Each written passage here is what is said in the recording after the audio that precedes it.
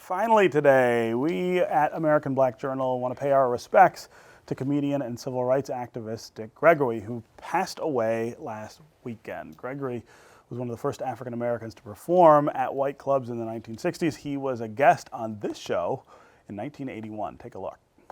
Black unity is the theme of this conference.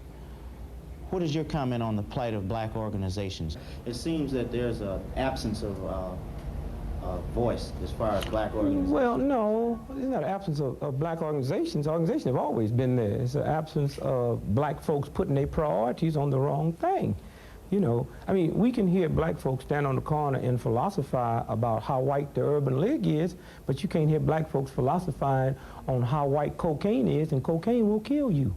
And that's what the problem is, that we black folks spend billions of dollars in this country for nonsense items, but the basic life and death items that's going to get me my rights, like the NAACP and the Urban League and SCLC and Jesse Jackson's group and all the local organizations, we don't spend a proper amount of our money and our time and our effort dealing with those groups. If we don't, then the groups can function no more than what we who join into the membership permit them to function.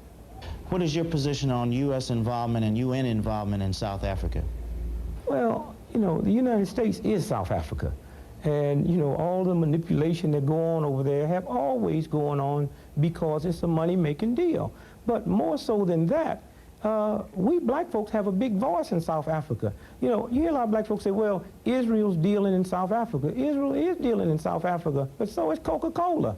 And Coca-Cola is closer to us than Israel. And when black folks, we should do it on college campuses. All black folks, especially on black colleges, and then on white colleges, should say, Coca-Cola, get off of here, because we're not going to tolerate Coke on this campus where you dealing and murdering our people in South Africa. And then from that, we will see other companies turn around and behave. And once we break the economic thing, then we'll break South Africa.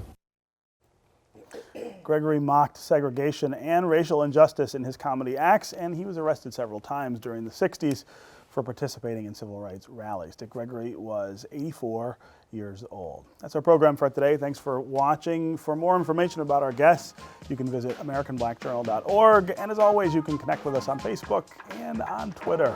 See you next time.